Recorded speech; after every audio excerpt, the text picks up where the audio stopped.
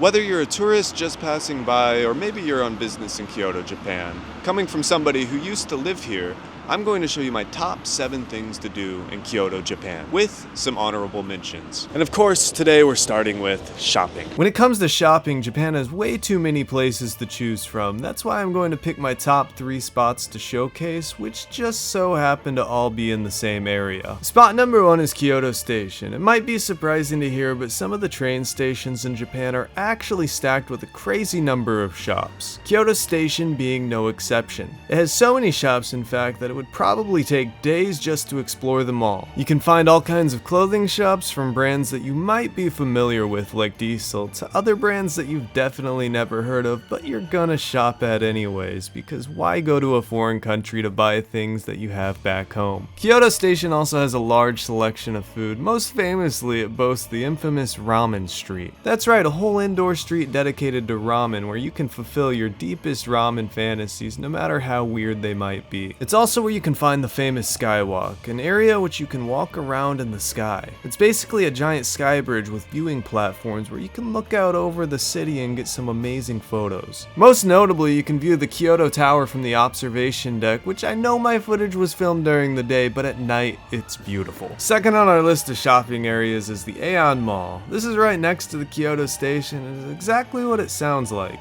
A mall. Aeon malls can be found all over Japan, and it might be the most common type of mall, but don't let that discourage you. They have some of the best shopping around. Providing you with a familiar mall-like environment, you're able to find all kinds of clothing, furniture, electronics, familiar stores like the Gap, or even grocery shopping. Now that's a long list of things that you can find here, but they also have a few more things, like the movie theater. That's right, want to see a movie in Japanese? Cool, you can do that. But they also have movies in English, so just go see the English movie because we both know you can't speak Japanese.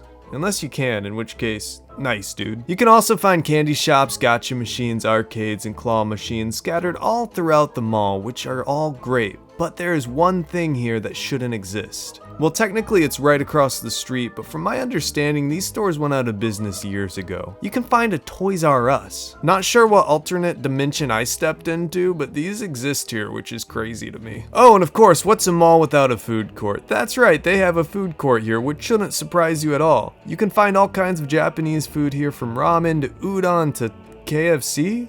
Subway? Now on the north side of Kyoto Station, we can find Kyoto Tower. There's a whole shopping area here we can check out. The final shopping spot I want to go over is the Kyoto Tower area, and I mean area. Around the Kyoto Tower, there are a whole bunch of shops in which you can do all kinds of shopping. You can find high-end electronics, some of the best camera shopping that the city has to offer, and again, pretty much anything you can imagine when it comes to shopping. Clothes, TVs, electronics, whatever you want, it's probably here. More famously, there's the Kyoto Tower here, which in itself is something worth visiting, and even more important than that is underneath the tower there is the Sando Food Hall. When you walk in, you'll notice that the vibe in this place is dystopian cyberpunk, which is exactly my favorite type of vibe. I've eaten here many times, and I have to say, the food is always amazing. Possibly some of the best food in Kyoto. Great place, great area to check out. Alright, now let's talk about Fushimi Inari Shrine, probably one of the most iconic spots in all of Kyoto.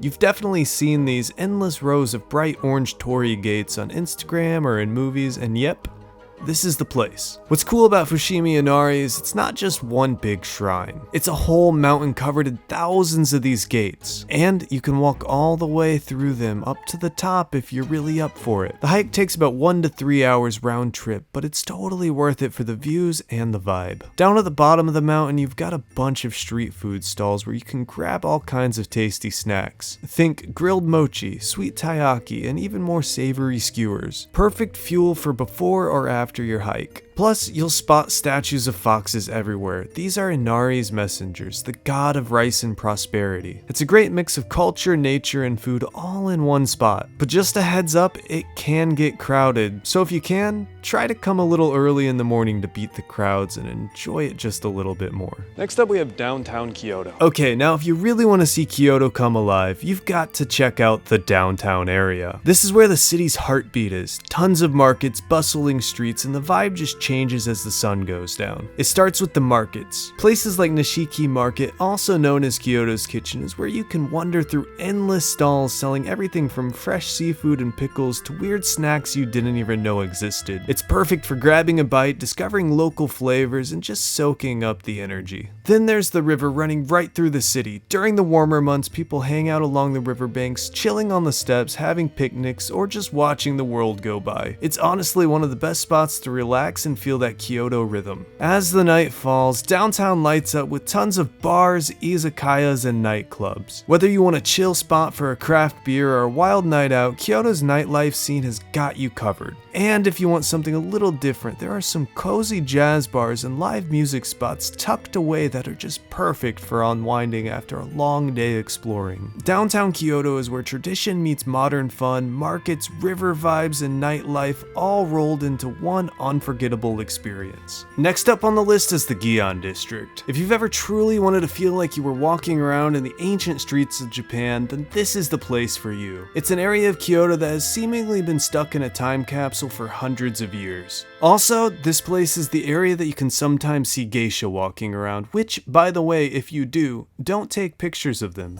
They don't like that. You can also find Yasaka Pagoda, which is the ancient tower in the center of the Gion district. It's a tower that was originally constructed to enshrine sacred Buddhist relics and served as a place of worship, and today stands as a symbol of history. All around Gion, you can find shops that have more of a traditional vibe, tea houses, street food, shrines, Ghibli stores, but most importantly, the beautiful streets of Gion itself. Next up is Nijo Castle. If you're looking for a more cultured experience, the Nijo Castle might be for you. An ancient castle built in the 1600s, it has tons of historical value. You can enjoy a relaxing walk through the castle at the low price of $10. This whole experience takes around an hour and you can get here using one of the city buses. The most impressive part of this castle is just how large the whole complex is and the many different buildings that you get to walk through. That's right, you actually get to walk through the castle's ancient walls and experience what a traditional Japanese castle would have been like. They also have little replicas of people inside showing you what life was like back then, and I know I'm not showing you any footage of what it looks like inside, but that's because filming inside the building is not allowed. I'm not sure why, but I'm not going to break any rules to make a YouTube video. Filming outside, however, now that's totally okay. You can do that. Film outside as much as your heart desires. Nijo Castle definitely makes it on my list of recommendations, especially if you're going for a more cultured experience. Next, we have the Monkey Park, and I'm going to make this fast because when I was visiting Kyoto, by the time I got over to the Monkey Park, it was already closed, so I don't have any footage of me being there. Either way, it's a monkey park where you can go and hang out with monkeys. What's better than that? This was originally a scientific research place, but then tourism happened, and now you can go there and enjoy hanging out with monkeys. Alright, next up on the list is the famous bamboo forest, officially called the Arashiyama Bamboo Grove. This place is straight up magical, and honestly, it feels like you're stepping into another world. Imagine these insanely tall bamboo stalks all around you, swaying gently in the wind, making that calm creaking sound. It's like nature's own cathedral. Walking through here is super peaceful. No crazy crowds if you go early, and it's the perfect spot to just slow down and soak in some of the Zen vibes. The light filtering through the bamboo creates these cool shadows and highlights, so if you're into photos or you just want to vibe out, this is the place. Plus, it's right near Arashiyama, which has some great spots for food, temples, and the monkey park, so you can make a whole day out of it. Honestly, if you're in Kyoto, the bamboo forest is a must-see. It's not just pretty, it's like stepping into a living postcard. So that's my guide to Kyoto. If you're a first-time tourist, I think these are definitely the must-go-to places. A few honorable mentions is the Golden Temple and the Imperial Palace. If you guys want some more Japanese content, then be sure to subscribe to this channel as I'm always making content about Japan. That's about it.